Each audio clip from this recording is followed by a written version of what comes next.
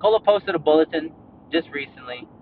Saw a post on LinkedIn about it, but there's a bulletin that's been posted that CLIA is now emphasizing that you must have your competency, your training, your experience must be documented. It cannot be self-reported. It used to be self-reported. It used to be your resume. It used to be an application. It used to be just a, written out. Whatever you put in there, you say this is what I did. This is my experience, and they took that. They're not taking that anymore. You have to have documented experience. That could be a letter from your employer. That could be previous competencies. That could be your training program, copies of your training records. You need to start building up your professional portfolio because working in a clinical laboratory, you have to have your experience documented. It's no longer just, oh yeah, I worked there. That's not enough. You have to have some kind of documentation.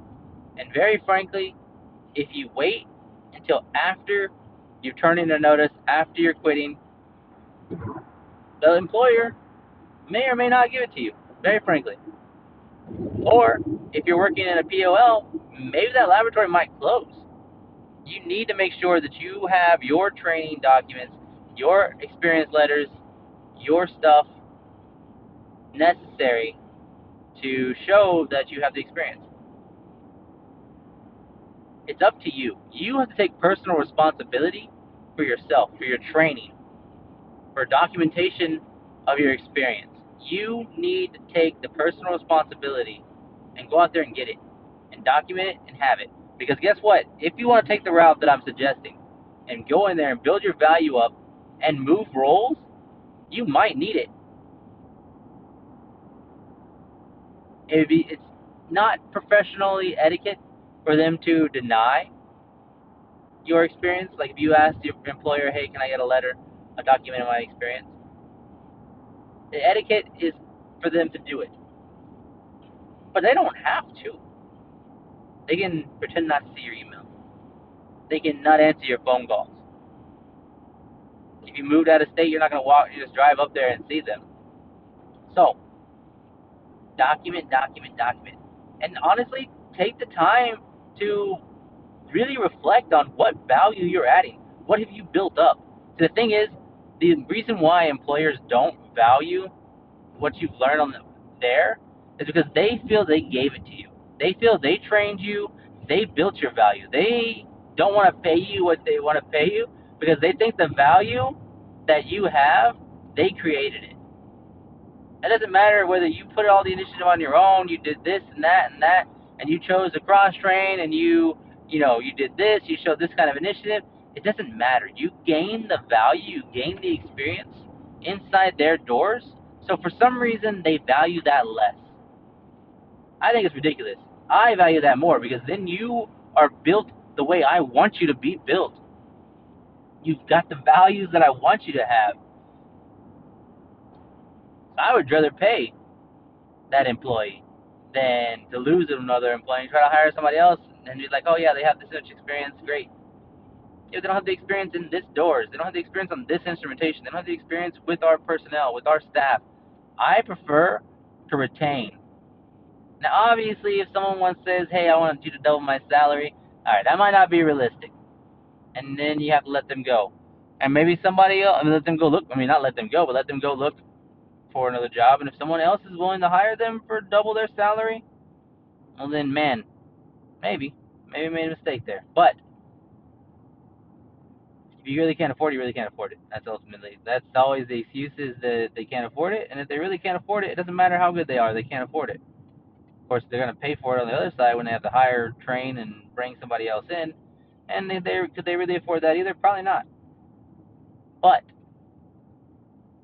I digress. I'm off a little bit of track here. All right. The important thing is go out there and put in the work. The trade-off is that you got to put in the time. You got to get the skills. You got to get the experience now, so that way you can use that in the future. You put the time in. You put the effort in. You put the initiative in. You go out there and you work your tail off, but not just work your tail off doing, prepping a ton of samples or prepping blah blah. Build yourself. Build your skills. I mean, sure, maybe running a bunch of samples is building your skills. If you've never done that before, if you haven't seen that kind of high capacity laboratory setting, then that could actually be good. It actually be really good for you to deal with that and to learn from it. But at the end of the day, you need to be building your skills, building that experience, building that muscle, getting stronger, and getting yourself up there to where you can be high value. Get that supervisor role, technical lead, lab director, assistant lab director. Depending on your degree, there may be limits there, but you can get there. And ultimately, if you have a desire of owning your own laboratory, starting your own laboratory, maybe maybe it's a good idea to be in a laboratory and learn the roles, learn what needs to be done, learn what delegation's like. There's a ton of nuance to laboratory and ownership. It's a business. There's so much to learn. I'm trying to learn it all still. I got the laboratory side. I'm CLIA lab director. The business side, not so much. I'm learning that, and it's a something. It is a something. So today's lesson: trade-offs. Put in the work. If you want that life, if you want that paycheck, if you want that 10% raise, if you want to be paid high value, put in the time, make the trade-off, make yourself high value, put in the value, then either you'll get paid in your current position, or you'll find someone who will. You'll find that laboratory that will pay you, and we're making the moves to get it done. Because ultimately, the market will adjust, and it will create your value. You can't fake the market. It's like professional sports. Whenever you're on a rookie contract and you're ready to get paid, if the team you're trying to sign back with doesn't value and doesn't want to pay you, there's other teams out there that will. Now, of course, there's another trade-off in there.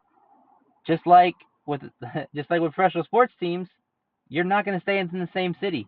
You might not be able to stay in your hometown or the town that you're currently at to find that role, to find that one that's going to pay you the money. So you have the trade-off. You have to decide: do I want the role? Do I want the money? Or do I want to leave to go get that money, or do I want to stay? Do I value? Is it more important where I'm at, being in the location that you are, with the people that you are? Sometimes the culture, sometimes the people themselves are what you don't want to leave from a laboratory, from a job. Which I mean that's a good thing. When you have a culture that's built up, it can be hard to leave.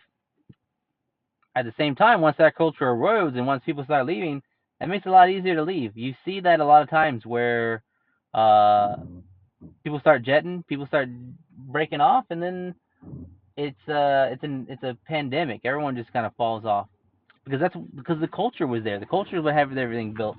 That's what was holding people in. There's a trade-off, the uncertainty, the changing. People don't want to change that. They don't want to give up that. That's fine. If you don't want to give that up, you don't want to make that trade, then don't. Everything is a trade-off. There's no easy answer. Everything, you can't have it all.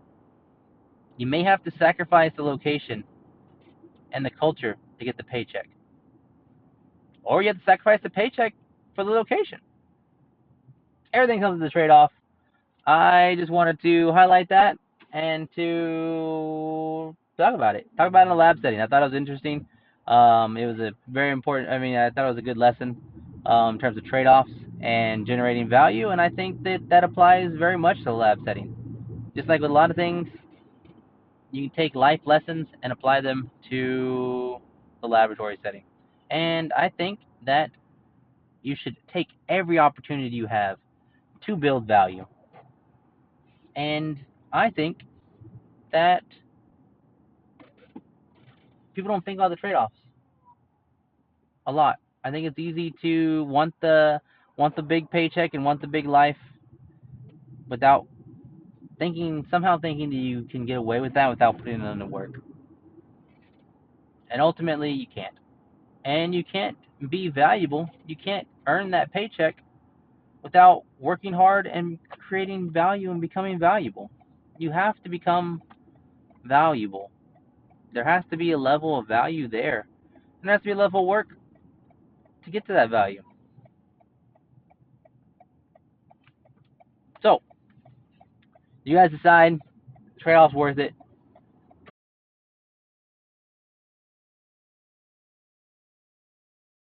Same thing. If you're not growing, if you're not building on yourself, if you're not building on the laboratory, if you're not building on your skill set, if you're not expanding, then very frankly, what have you done to earn your paycheck, to earn your salary increase? You haven't really done anything. You can't just expect more value just because you've been there longer. It doesn't work like that.